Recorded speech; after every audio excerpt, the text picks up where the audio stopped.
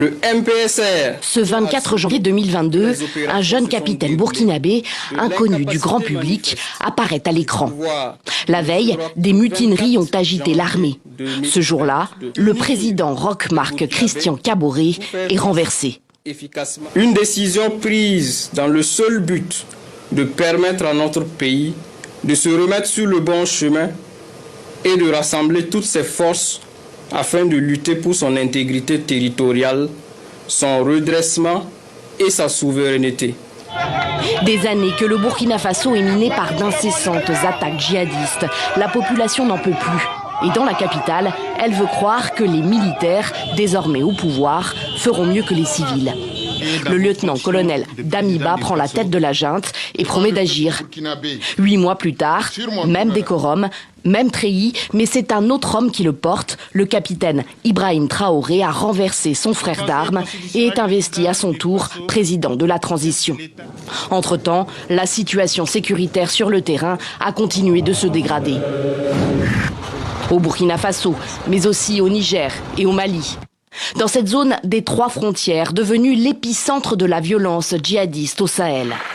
2022 marque le désengagement de la France au Mali. Le 15 août, les derniers soldats français quittent Gao.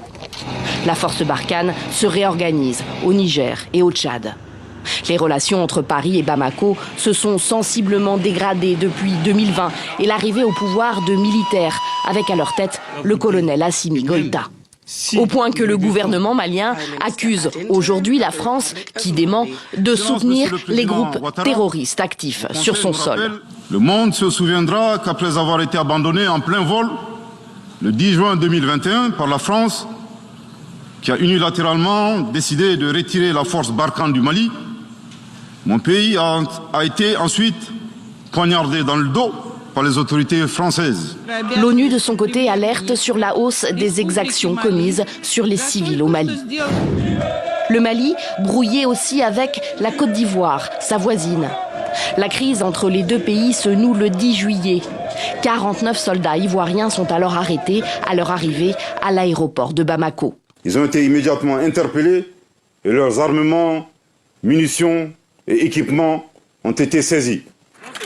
Bamako accuse ses soldats d'être des mercenaires venus déstabiliser le Mali. Abidjan assure au contraire qu'ils sont venus en toute légalité appuyer le contingent ivoirien de la MINUSMA, la mission de l'ONU dans le pays. En cette fin d'année, la Tunisie de Kais Saied reste engluée dans la crise. Les législatives du 17 décembre dernier n'y ont rien changé.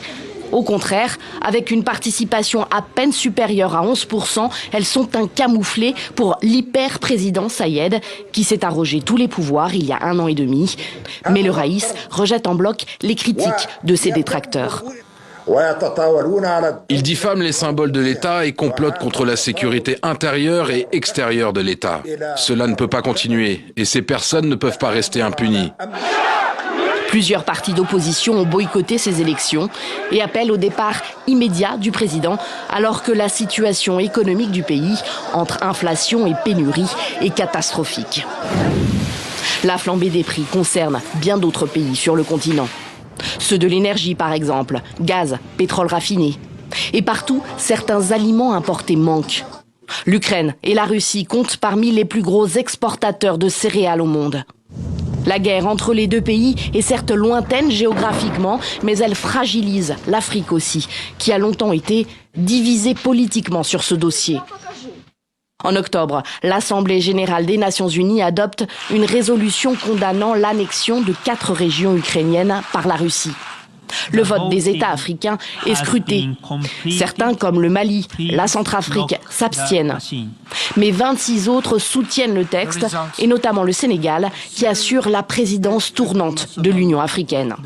3 semaines plus tôt, Macky Sall prend position sur l'Ukraine devant le monde.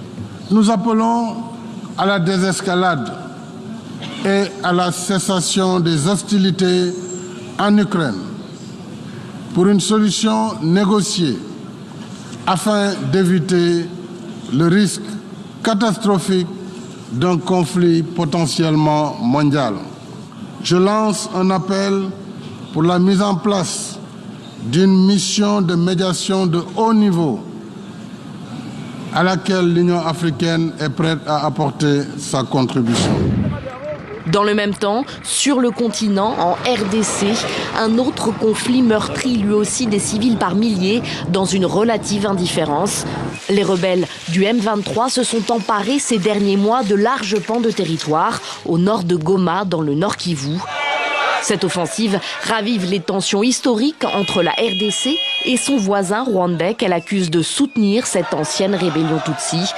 Une position que partagent des experts de l'ONU, les États-Unis et depuis peu la France. Kigali nie toute responsabilité dans ce conflit et affirme en retour que la RDC collabore avec des rebelles hutus rwandais.